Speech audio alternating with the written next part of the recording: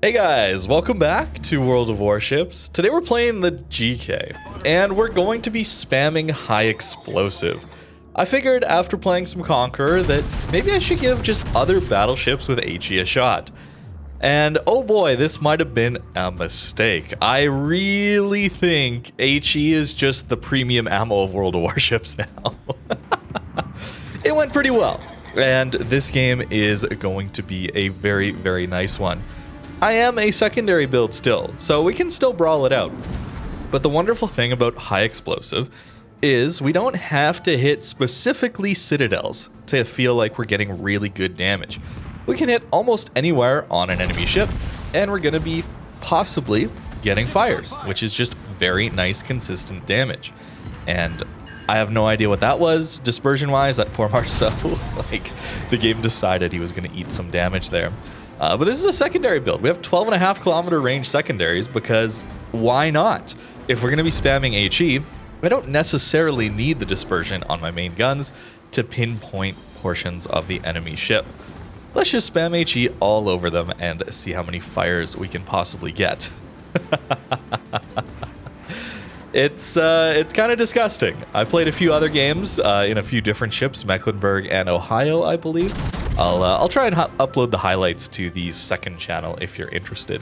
I'm also streaming over there too, so if you don't want to go over to Twitch to watch the live streams, you can catch them on YouTube as well, on the live channel, which will be linked down below. But here we go. Fire in on the price end here, and our damage would just not be all that great against an angled price end. Yet we can light a fire, and if he's going to damage control that first fire, because why wouldn't you? It's a GK shooting HE. Surely he doesn't get a bunch more fires, right? Well, our fire chance is actually 38%, I think, with these guns. I'm running the 406s, not the 420s, and that's just down to the reload.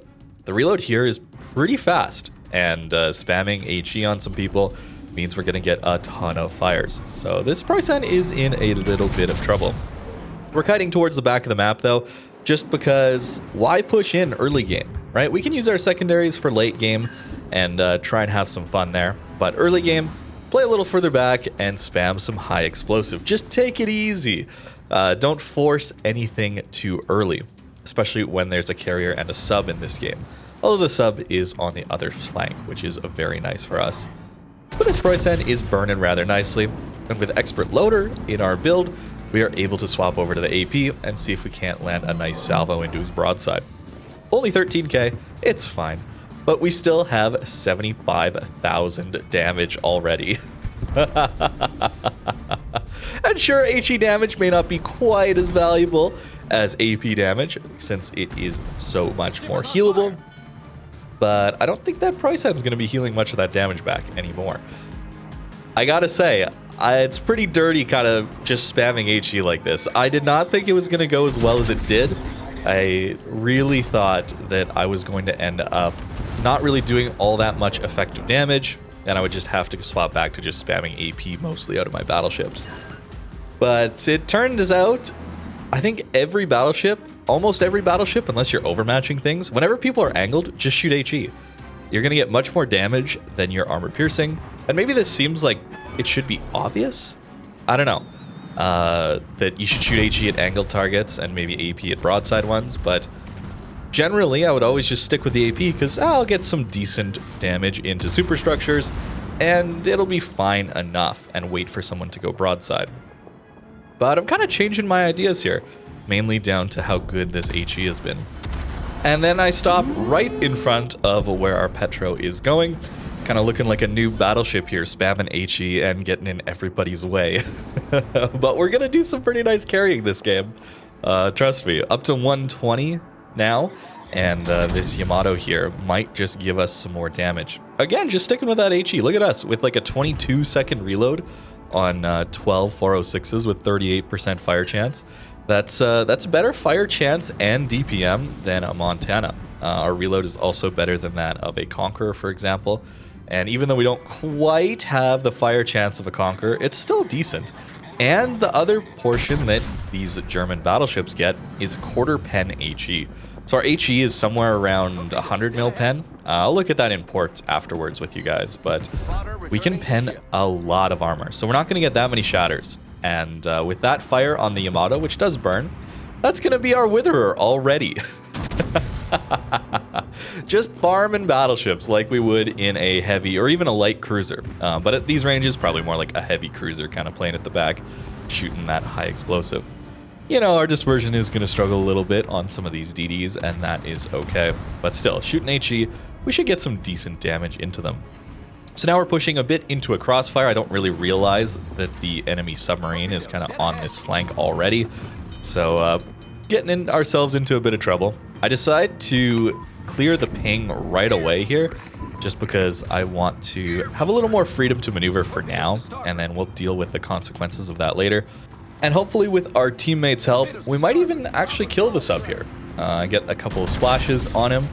But our second strike does manage to finish him off. I think our teammates managed to help us there a little bit, because that sub was actually pretty healthy.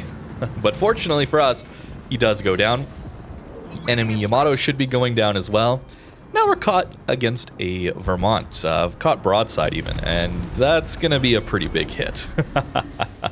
But hey, we still have HE loaded, and this Vermont looks to be rather untouched. So let's spam some high explosive. See if we can't get a little bit more damage. 155,000 damage, and almost 2 million potential damage as well. Not too shabby. I think a big portion of this too is it's just so much less frustrating for me spamming HE like this, where I'm not going for Citadel salvos. I'm not getting as frustrated with dispersion, because I don't actually care where I hit on the enemy ship for the most part. I just care that I hit a bunch of shells.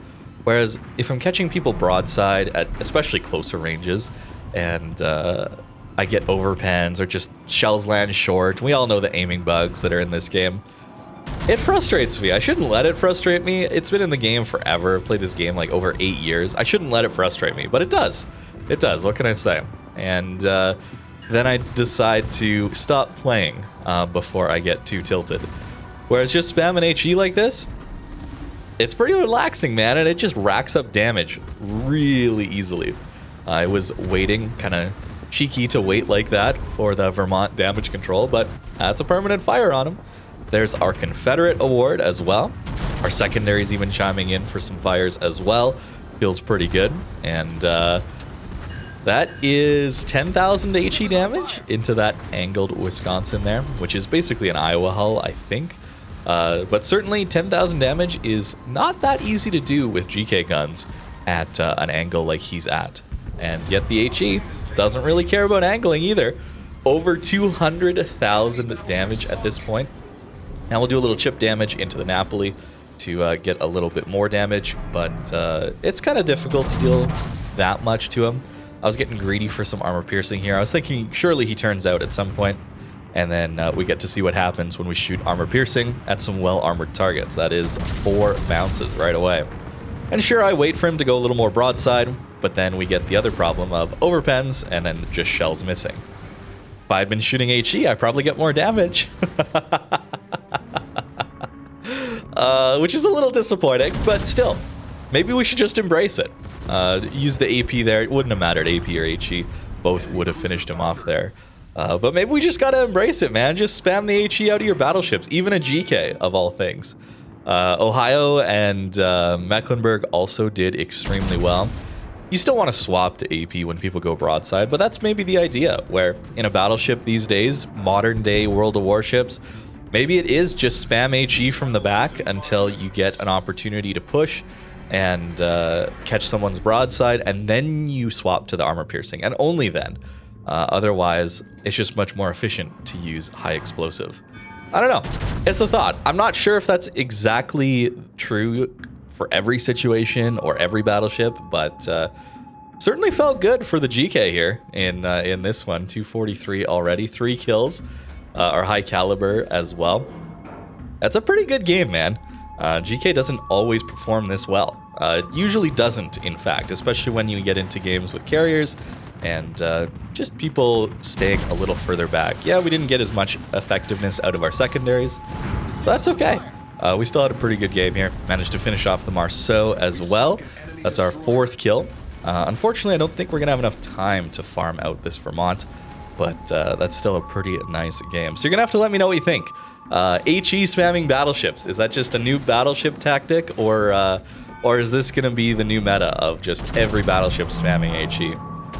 I haven't tried things like a Vermont because the reload might just be too long.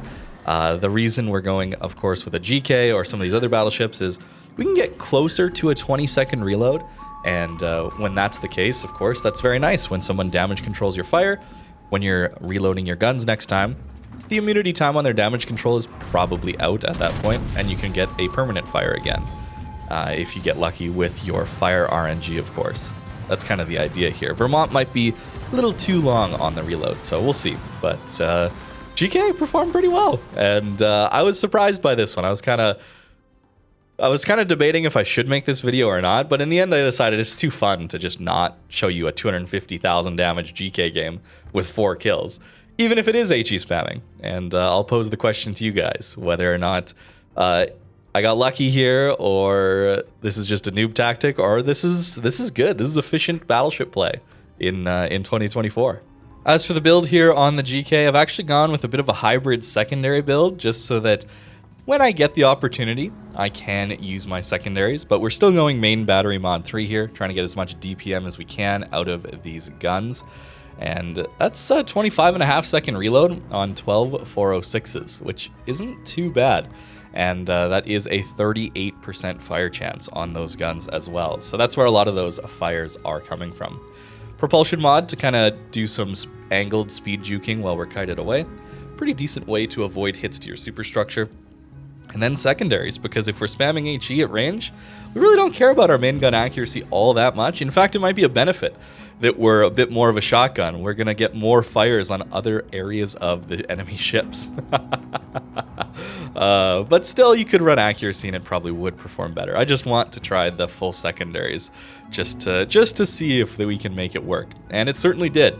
And here's the commander build. Notice no fire prevention. So if we fight ourselves, we're going to be in a bit of trouble. But for the most part, don't have to take fire prevention if you're playing in more passive positions, or you're choosing when to push in more carefully, I guess.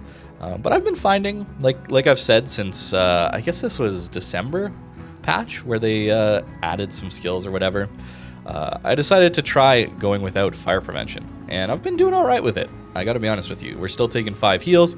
Concealment here is very nice, 14-3, and then going with the secondaries. Although there are times where I wish I had fire prevention because we're just going to die. But maybe those opportunities are pretty rare, where a fire prevention build would save you, where not having fire prevention is the reason you died. I've been kind of questioning that, whether or not the reason I died isn't that, oh, I should have had fire prevention. The reason I died was I just overcommitted too early, or I wasn't careful enough with my positioning, and fire prevention might not have saved me anyway. I don't know. But that's the build, and that is the video. I'm a little worried about what meta is going to come out of this. Don't exactly want to play against this, but hey, it worked out pretty well for me, so I had to share it. Thank you very much for watching, and I hope you have a great rest of your day.